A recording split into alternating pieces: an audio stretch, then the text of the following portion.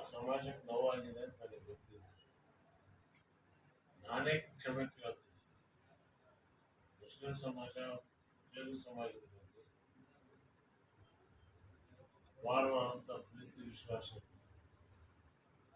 ನೂರಾರು ವರ್ಷಗಳಿಂದ ನಡ್ಕೊಂಡು ಬಂದಿದೆ. ಆದ್ದರಿಂದ ಯಾವ ಇದರಿಂದ ಮನುಷ್ಯನ ಮುಗಿಸ್ಕೋಬಾರ್ದು. ದೇವೇಗೌಡರು ನನ್ನ ಪಾರ್ಟಿ ಇದೇ ಇರಬೇಕು, ಮಂತ್ರಿ ಮಂತ್ರಿಯಾಗಿದ್ದರು.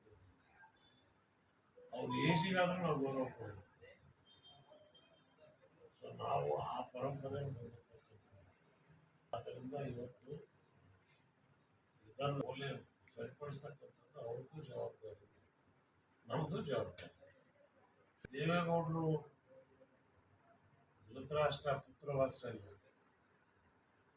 ಧೃತರಾಷ್ಟ್ರನಿಗೆ ಏನಿತ್ತು ಸ್ವಾಭಾವಿಕವಾಗಿ ಪುತ್ರವಾಸದಲ್ಲಿ ಸಿಗಾಕೊಂಡಿದ್ದಾರೆ. ಬಿಜೆಪಿ ಹೋಗ್ಬೇಕಾದ ಅವಶ್ಯಕತೆ ಇಲ್ಲ. ಅವ್ರ ಜೀವನವಿಡೀ ಸಾಮಾಜಿಕ ನ್ಯಾಯ ಕೆಲಸ ಮಾಡೋದು, ಕೇವಲ ಪುತ್ರ ಸಲುವಾಗಿ ಅಲ್ಲಿ ಹೋಗ್ಬೇಕಾಗ್ತದೆ. ನಮಗೂ ನೋವಾಗಿದೆ, ನಾವೆಲ್ಲ ಬೇರೆ ಆದ್ವಿ. ಅಲ್ಲ, ಈಗಲೂ ಪುತ್ರವಾತ್ಸಲ್ಯ ಇದೆ ಅಂತೀರ ಅವ್ರ ಹತ್ರ? ಇದ್ದೇ ಇರುತ್ತೆ.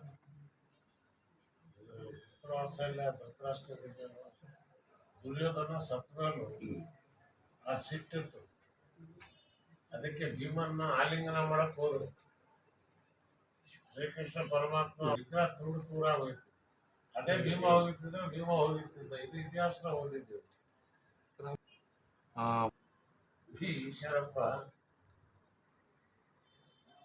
ಮದುವೆ ಕೂತಾನೆ. ಬಿಜೆಪಿ ಗಂಡಿತ್ತಿಲ್ಲ.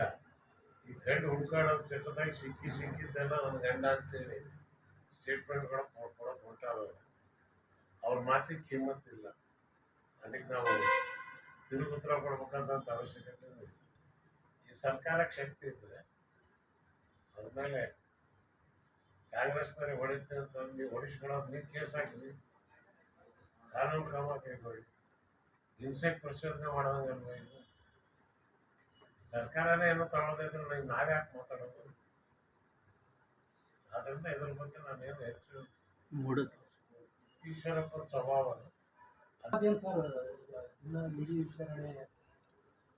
ಮೂಢ ಒಂದು ಹಗರಣ ಅಲ್ಲ, ಅದು ಒಂದು ಪ್ರಕರಣ. ಬಿಜೆಪಿ ಅವರು ಇದ್ದಾಗಲೇ ಕೊಟ್ಟಿದ್ದು ಸಹಿತ ಅದು ಬಿಜೆಪಿ ಅವರಿಗೆ ಗೊತ್ತಿರಲಿಲ್ಲ. ಹಾಗಾಗಿ ಎನ್ಕ್ವೈರಿ ನಡೀತಾ ಇದೆ, ಸತ್ಯಾಂಶ ಹೊರಗೆ ಪಾಲ್ದಾರು ಇವರೇ ಎನ್ಕ್ವೈರಿ ಆಗ ಸಿಗಾಕೊಂಡಾಗ ರಿಪೋರ್ಟ್ ಬಂದು ಕೋರ್ಟ್ನಲ್ಲಿ ತೀರ್ಮಾನ ಆಗುತ್ತೆ.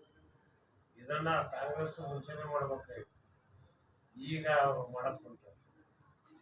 ಇಷ್ಟೊತ್ತಿಗೆ ಏನು ಕೋವಿಡ್ ರಾಜ್ಯದ ದುಡ್ಡನ್ನ ಊಟಾಂತರಕ್ಕೂ ಹೋಗಿದೆ. ವಿಚಾರಣೆ ಆಗಿ ತಪ್ಪಿಸ್ತರಿಗೆ ಶಿಕ್ಷೆ ಕೊಡಬೇಕಾಗಿತ್ತು. ಲೇಟ್ ಆಯಿತು, ಆದರೂ ಮಾಡ್ತಾ ಇದ್ದಾರೆ. ಸರ್, ಬೈ ಎಲೆಕ್ಷನ್ ಯಾವ ಬರ್ತದೆ ಸರ್? ಅದನ್ನು ನಾನೇನು ಪ್ರೊಡಿಕ್ಷನ್ ಮಾಡೋಕ್ಕಾಗಲ್ಲ. ಹಾಗೆ ಎಲ್ಲ ಓಟು ಡಬ್ಬೆ ಬಿದ್ದಾವೆ. ಅದು ಮಿಷಿನ್ ಬಗ್ಗೆ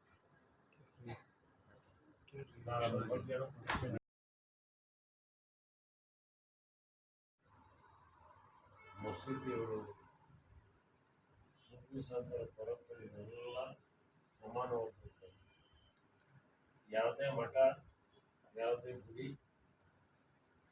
ಅದಕ್ಕೆ ಧಕ್ಕೆ ಬರದಂಗೆ ನೋಡ್ಕೊಳ್ತಕ್ಕಂಥದ್ದು ಸರ್ಕಾರ ಜವಾಬ್ದಾರಿ, ರಾಜಕಾರಣದ ಜವಾಬ್ದಾರಿ.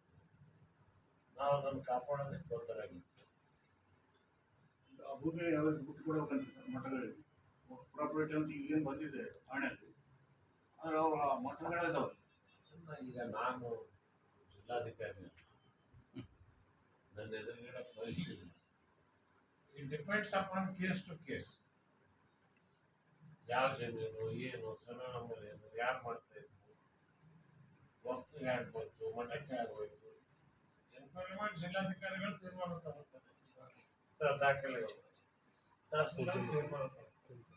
ಇದರಿಂದ ಯಾರು ಏನು ಆತಂಕ ಪಡಬೇಕಂತ ಅವಶ್ಯಕ ಅಲ್ಲ ಸರ್. ಇಷ್ಟು ದಿವಸದಿಂದ ಇವಾಗ ಯಾಕೆ ಬಂತು ಅಂತ ಜನರಲ್ಲಿ ಆತಂಕ ಸರ್.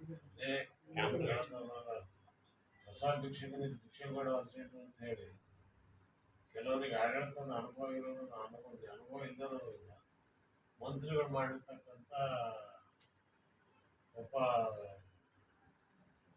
ಆವೇಶದಲ್ಲಿ ಏನೋ ಮಾಡಕ್ಕೋ ಏನೋ ಮಾಡಿದ್ರು ಸರ್. ಈಗ ಬೈ ಎಲೆಕ್ಷನ್ ಜಮೀರ್ ಅಹಮದ್ ಇಲ್ಲಿ CRT ಅವ್ರ ಪಾರ್ಟಿ ಅಧ್ಯಕ್ಷರು, ಅವ್ರ ಪಾರ್ಟಿ MLA ಇಷ್ಟೇ ಹೇಳ್ತಕ್ಕಂಥದ್ದು. ತಿರ್ತಕ್ಕಂಥ ವರ್ಗ ಎಲ್ಲ ಕಪ್ಪಿಗೆ ಇರ್ತಾರೆ. ರೈತರು ಭೂಮಿಯಲ್ಲಿ ಸೂರ್ಯನ ನೆರಳಿನ ಕೆಳಗಡೆ ಶ್ರಮ ಮಾಡ್ತಕ್ಕಂಥ ಶ್ರಮಿಕ ವರ್ಗ ಕಪ್ಪಿಗೆ ಇರ್ತಾರೆ. ಕಪ್ಪು ಮುಖ ಕಲರ್ ನೋಡ್ಬೇಕಾದಿಲ್ಲ, ಮನಸ್ಸು ಕಪ್ಪಿಗಿದೆಯೋ ಬೆಳ್ಳಿಗಿದೆಯೋ ಇದು ನೋಡ್ಬೇಕಾಗ್ತದೆ. ಸೊ ಆದ್ರಿಂದ ಯಾವ ಕಾರಣ ಕೇಳಿದಾರೆ ಏನೋ ಗೊತ್ತಿಲ್ಲ, ದುರ್ದೈವ. ನಾವು ಆ ಪರಂಪರೆಯಲ್ಲಿ ಬೆಳೆದಿಲ್ಲ, ನಮಗಂತ ಚಿಂತನೆ ಬರೋದಿಲ್ಲ. ಸರ್ ಇವಾಗ ಮೊನ್ನೆ ಜಮೀರ್ ಅವರು ಇನ್ನೊಂದು ಹೇಳಿದ್ದಾರೆ, ನಮ್ಮ ಮುಸ್ಲಿಂ ಸಮಾಜದವರು ಇವನ್ನ ದೇವ